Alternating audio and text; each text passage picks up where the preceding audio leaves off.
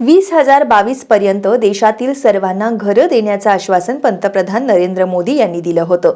पण त्यांच्या अनेक आश्वासनानुसार हे सुद्धा एक आश्वासनच ठरलंय.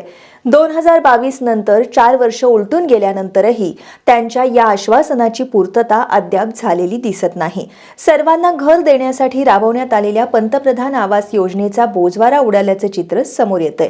कोल्हापूर शहरातही पंतप्रधान आवास योजनेची अंमलबजावणी संथ गतीनं होत असल्याचं दिसून येतंय.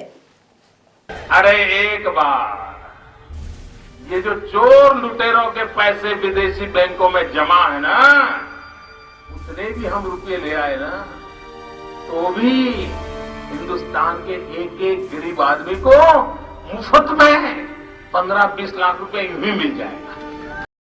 पंतप्रधान नरेंद्र मोदी यांनी निवडणूक प्रचार काळात अनेक आश्वासनं दिली होती. प्रत्येकाच्या बँक खात्यात 15 लाख रुपये जमा करणार, शेतकऱ्यांना उत्पादन खर्चाच्या 1.5 हमी भाव देणार, वर्षाला 2 कोटी रोजगार देणार, अशा प्रकारची अनेक आश्वासनं मोदींनी दिली होती.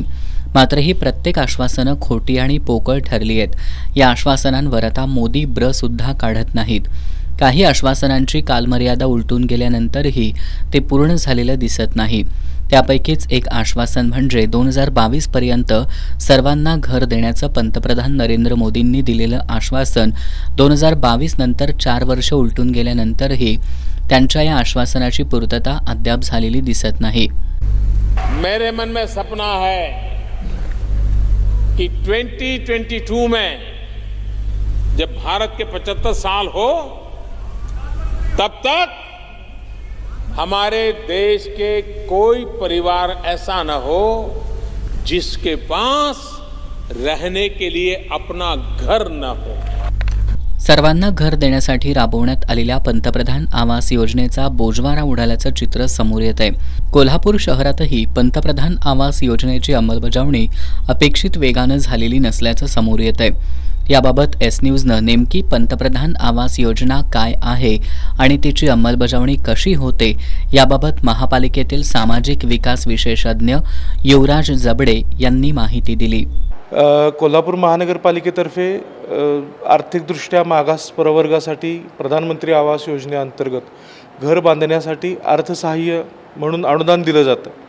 याच्यामध्ये प्रधानमंत्री आवास योजनेमध्ये एकूण 4 घटक आहेत, ज्यामध्ये नागरिक स्वतःच्या जागेवरती जर घर बांधणार असेल तर त्याला 2.5 लाख रुपयापर्यंतचं अनुदान शासनामार्फत दिलं जातं. याच्यामध्ये केंद्र शासनाचा हिस्सा आणि राज्य शासनाचा हिस्सा असा डिवाईड केलेला हिस्सा आहे. त्यामध्ये केंद्र शासन 1.5 लाख रुपये अनुदान देतं आणि राज्य शासन 1 लाख रुपये अनुदान त्या लाभार्थ्याला देतं. 2018 पासून पंतप्रधान आवास 1.0 योजनेसाठी 764 जणांनी अर्ज केले होते. त्यापैकी 518 लाभार्थ्यांना योजनेचा फायदा मिळाल्याचा दावा जबडे यांनी केला आहे.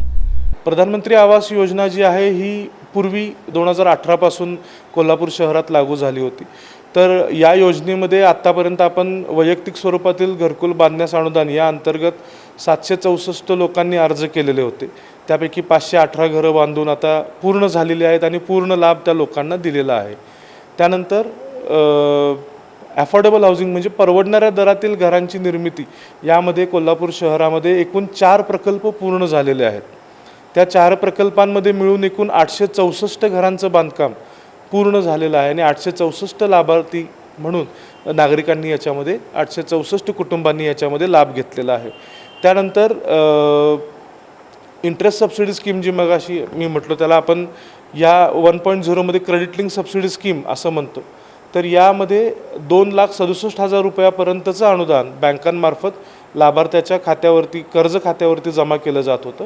तर यामध्ये साधारणतः 6,500 नागरिकांनी आपल्या कोल्हापूर शहरामध्ये लाभ घेतलेला आहे. अशा पद्धतीने आपण 1.0 मध्ये काम केलेलं होतं. यापूर्वी अर्ज करूनही लाभ न मिळालेल्यांनी पुन्हा अर्ज सादर करावेत. त्यांना लाभ मिळवून देण्यासाठी प्रयत्न केले जातील असं आश्वासन त्यांनी दिलंय. त्यानंतर आता प्रधानमंत्री आवास योजना 2.0 जी आहे ही नव्यानं सुरू झालेली आहे. याच्यामध्ये ज्या नागरिकांनी 1.0 मध्ये म्हणजे पूर्वीच्या आवास योजनेमध्ये अर्ज केलेले होते ते अर्ज आता पुन्हा ग्राह्य धरले जाणार नाही, तर त्यांना पुन्हा नवीन अर्ज करावे लागतील.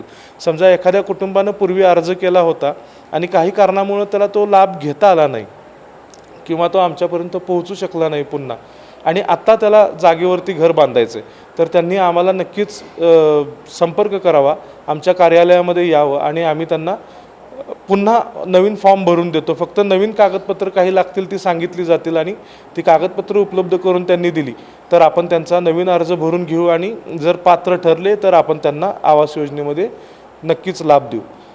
दरम्यान कोल्हापूर महानगरपालिकेच्या आकडेवारीनुसार हजारो अर्ज प्राप्त झाले असले तरी प्रत्यक्षात घरांचं बांधकाम पूर्ण होऊन ताबा मिळालेल्यांची संख्या नगण्य आहे.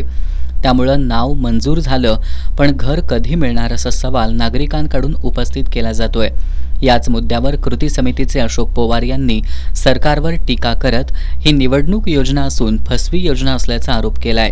ही जी योजना आहे ही निवडणुकीची फसवी योजना आहे. एखाद्या लहान मुलाला काहीतरी सांगून तुला चॉकलेट देतो म्हणून ज्या पद्धतीनं गप्प बसवलं जातं त्या पद्धतीनं मतदानापुरतं हे जे केलेलं आहे ह्यावर लोकांचा 100% विश्वास असणार नाही. आमचे काही लोक त्यांच्या भूलथापांना बळी पडलेले आहेत. ही कधीच शक्य होणारी गोष्ट नाही आहे. कोल्हापूरचंच काय देशात होऊ शकणार नाही. काय हाय बोग्या म्हणून गेलेले आहेत कारण ते देणार नाहीत हे जगाला माहिती आहे. आणि चाललं हे सगळं फसवा आहे आणि फसव्या पद्धतीनं त्यांनी लोकांना भूलथापा देऊन सत्ता हस्तगत केलेली आहे.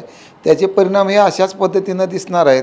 आज मला सांगा 2022पासून गव्हर्मेंट कॉन्ट्रॅक्टरांची बिलं झालेली नाहीत. काय करायचं त्यांनी फास लावून घ्यायला लागलेत. आता काही जणांनी घेतलेले आहेत. त्यामुळं अशा फसवा घोषणा सांगायच्या आहेत. लाडकी बहीण योजना हाय देतात ते पैसे नाही असं नाही, परंतु तिकडं पैसे वळवल्यामुळं हे कुठलं काय मोफत घरं आणि कॉन्ट्रॅक्टरांची बिलं होतील हे शक्यच होणारी गोष्ट नाही आहे. पंतप्रधान नरेंद्र मोदी यांनी 2018 साली योजना जाहीर केल्यानंतर कोल्हापूर शहरात सुमारे 18,000 अर्ज आल्याचं सांगण्यात येत आहे. मात्र त्या अर्जांचं नेमकं काय झालंय हे अद्याप समजलेलं नाही. अलीकडे योजनेसाठी येणारे अर्ज नगण्य असल्यानं कार्यालय ओस पडलेलं दिसून येत आहे. पंतप्रधान मोदींनी अनेक आश्वासनं दिली, सर्व आश्वासनं पोकळ ठरली. किमान घरासाठी दिलेलं आश्वासन तरी पूर्ण करावं अशी अपेक्षा सर्वसामान्यांकडून व्यक्त होतीये.